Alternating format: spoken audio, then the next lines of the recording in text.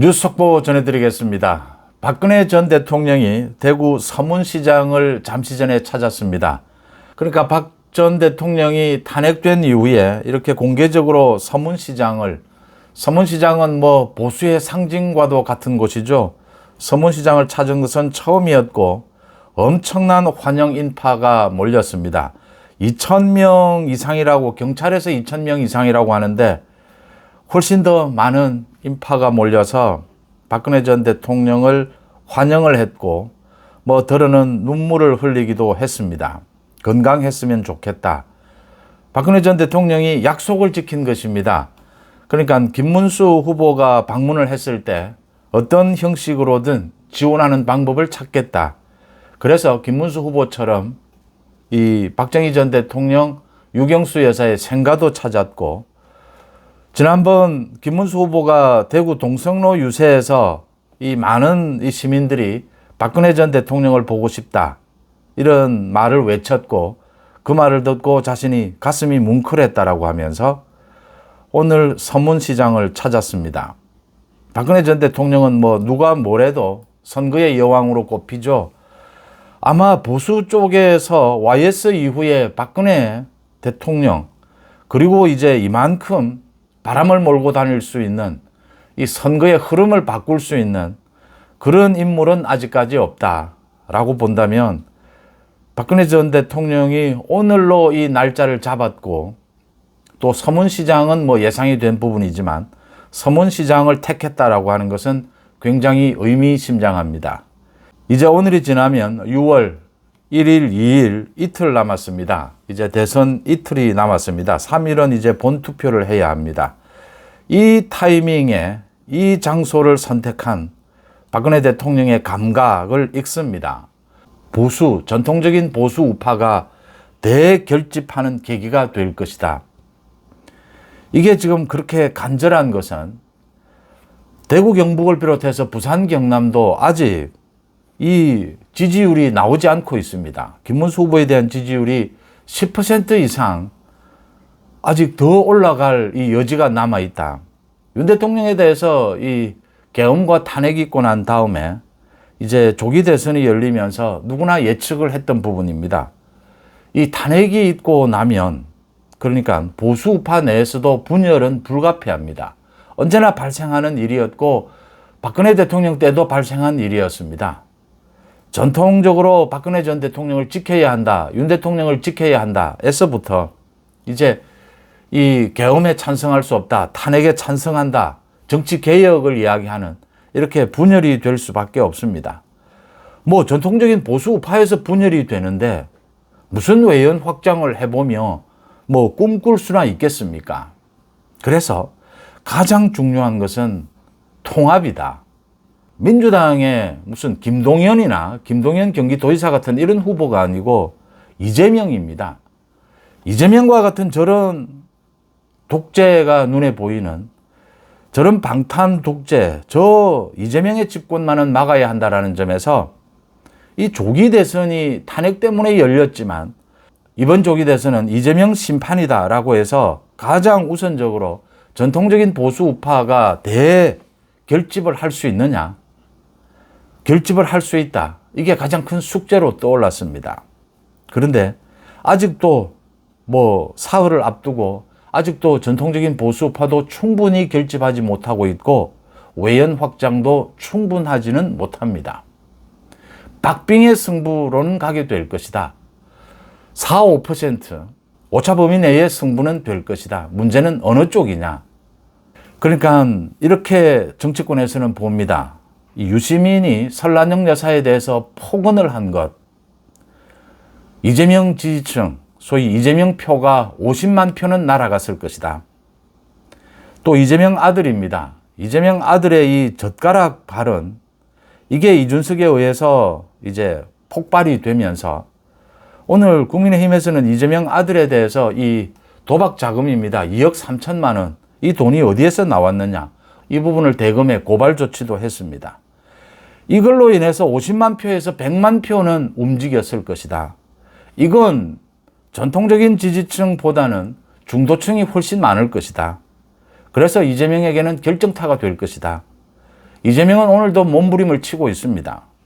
민주당에서는 이재명 가족을 폄훼하고 비난하는 이런 언론은 다 때려잡겠다라는 식입니다. 아마 어쩌면 대선 이후에 만약에 그럴 리도 없지만 이재명이 집권하게 된다면 제가 유튜브를 하면서 이재명과 이재명 가족을 비판할 수 없을지도 모릅니다. 가장 먼저 내란을 내걸어서 이재명은 지금 오늘도 매일같이 내란입니다. 뭐 국민의힘도 전부 내란 동조 세력이고 그런 식으로 따지면 지금 국민의 절반이 전부 내란 동조 세력입니다. 입만 열면 내란입니다. 이재명 반대하면 전부 내란입니다. 특검을 계속 이야기하고 있습니다. 그 다음 언론을 때려잡을 겁니다. 이재명에 대해서 비판 목소리를 때려잡게 될 겁니다. 독재가 시작되는 것입니다. 제가 이번 대선에서 이재명 집권도 막아야 하지만 보수 우파가 똘똘 뭉쳐서 대선 이후에도 뭉쳐야 한다. 이재명 독재를 막기 위해서는, 저 개인 독재를 막기 위해서는 보수 우파가 어떤 경우에도 모든 걸 털고 이 대목에서는 뭉칠 필요가 있다. 지금 무슨 대선 이후에 당권이냐, 대선 전에 자기 정치 색깔이냐, 정치 개혁이냐, 이건 중요한 것이 아니다. 뭐가 더 중요하고 덜 중요한지, 뭐가 더 급하고 덜 급한지를 이걸 분별하는 것을 지혜라고 하죠. 이 부분을 가장 많이 강조한 이유였습니다. 김문수 후보가 이제는 어깨에 짐을 지고 모든 것을 해결해 나가야 합니다.